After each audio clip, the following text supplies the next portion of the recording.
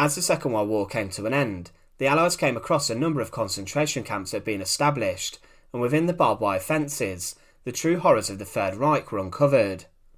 Because of this, a number of war crimes trials were held after the conflict to bring the perpetrators of crimes against humanity to justice. One of the largest concentration camps and one of the most infamous was Dachau, which opened in 1933.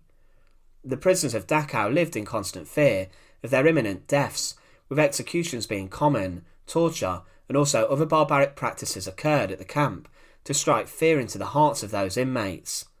When it was liberated, the sights of Dachau shocked many of the liberators, and after the war the Dachau Trials took place to bring those responsible for the estimated 40,000 deaths to justice. Today we look at the justified executions of the guards of Dachau, and remember to support our channel. Please make sure to subscribe. Dachau was first opened on the 22nd of March 1933, and it acted as a prototype camp within Germany. It was used firstly to hold prisoners, but as the persecution of the Jews continued and became more severe, many other prisoners found themselves inside of Dachau. It was firstly opened by Heinrich Himmler and was established as a place of forced labour. Over its time it grew to become a huge camp, having around 100 sub-camps serving Dachau. During its first year, it had around 5,000 prisoners, and these were mostly made up of German communists and those who were considered political opponents of Hitler's Nazi party. However, other groups such as Jehovah's Witnesses, Gypsies and Jews were deported there. Following Kristallnacht, around 11,000 Jewish men were imprisoned at Dachau. They were forced to work in the munitions factory, and as the camp got bigger, the forced labour element grew too. The prisoners were kept a very close eye on, and the guards treated them awfully. In some cases they actively goaded the prisoners, stealing their caps and throwing them near to the perimeter fence. When they went to retrieve them, the guards in the towers would often shoot the prisoners, thinking they were trying to escape. Some prisoners even decided to end their lives walking near to the fence, to be just shot dead by the guards.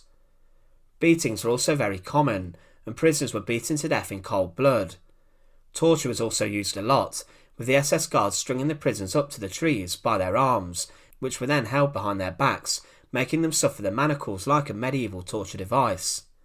Executions also occurred in public, with the guards hanging any prisoner who committed an indiscretion, and these often took place in the roll call yard, with everyone to see. Prisoners were forced to stand there for hours, and the crematory was also established in 1942. These ovens were used to hide the evidence of many of the deaths that occurred at Dachau, and gas chambers were also present. There was a firing range where many were executed who were not fit enough to work, or had even stolen just a small amount of food to save their lives. As the Second World War was turning against the Germans, the conditions inside of the camp began to deteriorate massively. Many camps within Germany began to become overcrowded as prisoners from camps closer to the front lines were force marched on death marches back towards other camps.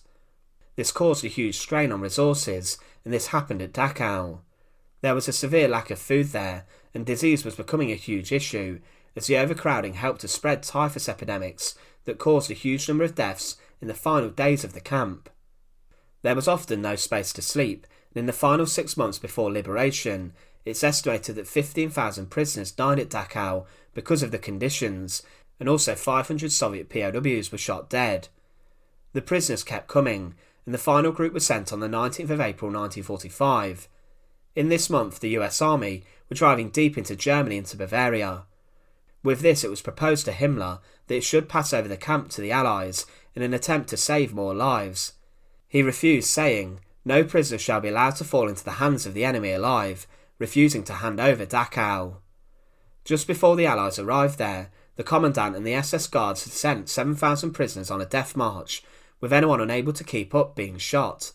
Many died from exhaustion, and mass graves housing hundreds of prisoners were found with the SS shooting them. By April 1945, 200 were dying a day, but on the 29th of April, soldiers from the 3rd Battalion, 157th Infantry Regiment and the 45th Infantry Division approached Dachau. What they found was hell on earth, as even before entering the camp, they found 29 railway boxcars which had bodies dumped inside them, around 2,000 corpses. They were greeted by death everywhere, The sight of emaciated bodies and desperation filled the air. Many of the corpses had been left and were dead for days, and some huts and houses had bodies piled from floor to ceiling. One liberator commented that the stench of death was overpowering. At the time of liberation, the camp's commandant, Martin Weiss, had fled the camp, along with many of the SS guards responsible for the crimes, and an SS Untersturmführer, Heinrich Wickert, was placed in charge with over 500 personnel. Whilst inside of the camp, it was also claimed that many of the SS guards still had their weapons, and despite a large number of guards being seized, there was further bloodshed. There was a Swiss Red Cross representative who met the US Army, and they planned to liberate the camp. Some American soldiers, disgusted by what they saw, decided to take justice into their own hands, and instead they executed many of the guards there and then, carrying out instant bloody reprisals. This resulted in the shooting of dozens of guards. However, following the clean-up operation, post-war trials with regards to the crimes at Dachau were carried out. The Dachau Camp Trials took place from the 15th of November to the 15th of December 1945, with the purpose of bringing justice for those crimes committed. 40 people were charged with war crimes, specifically relating to Dachau and the subcamps. The official name of the trial was the United States of America versus Martin Gottfried Weiss et al. Investigations had taken place to find those responsible, and many of the guards and leadership of Dachau were captured. The charges were war crimes committed against Allied civilians and prisoners of war in Dachau, and they were accused of participating in the mistreatment and killing of civilians and prisoners of war. The court opened on the 15th of November at 10 a.m, with the prosecution outlining the allegations against those accused. The judges then outlined the lawfulness of the court and what would occur. There were motions issued by the defence to challenge the legality of the court, but this was dismissed. When the defendants were asked how they pleaded, they all answered not guilty. Evidence was heard from both sides, and the prosecution used many images and artefacts obtained from the camp, including the book documented those who had died. They also used former prisoners to testify against the guards, and what they told was truly horrific. The courtroom heard countless stories of beatings, disease, poor sanitation, and a lack of food, public executions, killings, and medical experiments. The defence replied with 93 witnesses, including those who stood trial, and cross-examination took place. Those who worked at the camp were accused of mistreatment and killing prisoners, and others were accused of taking part in executions. The camp doctors were charged with taking part in executions by declaring the death of the condemned, and also in taking part in selections which would result in the killing of prisoners. Those who worked with the Commandant were accused of overall being responsible for the conditions and the crimes that occurred at the camp. The 40 who were on trial varied in their roles at Dachau. The most senior figure was the camp's Commandant Martin Weiss, who oversaw the conditions there. Joined with him was his adjutant and many other guards and members of staff who worked at Dachau.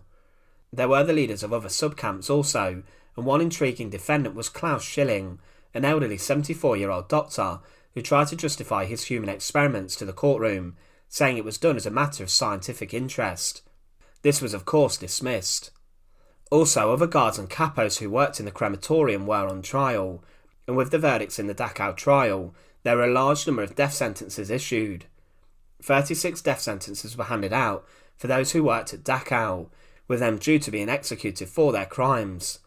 A number of these death sentences were for the less senior members of the staff that also worked there. Amongst those executed were Klaus Schilling, Otto Moll, who participated in the death marches, Friedrich Ruppert, and the Commandant Martin Weiss. All of the condemned who did not have their sentences changed were transported to Landsberg prison, which was the site of their executions. These were carried out on the 28th and 29th of May 1946. So many people were condemned to death that 2 days were needed to carry out the punishments. In the courtyard of the prison, a gallows had been created, and it was staffed by members of the US military, who would be the ones who would carry out the executions.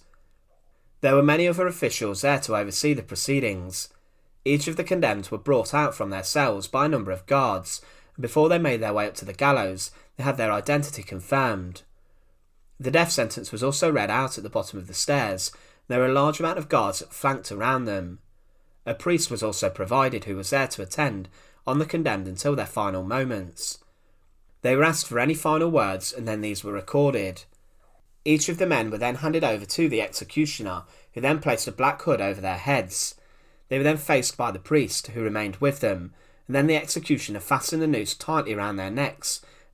The knots were then checked and they were left standing there with the noose around their necks for a number of seconds, whilst everything was prepared.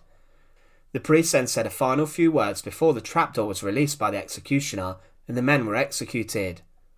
A short while later, the bodies of the men were then cut down and were placed into a coffin, which had their names written on it, along with a wooden cross.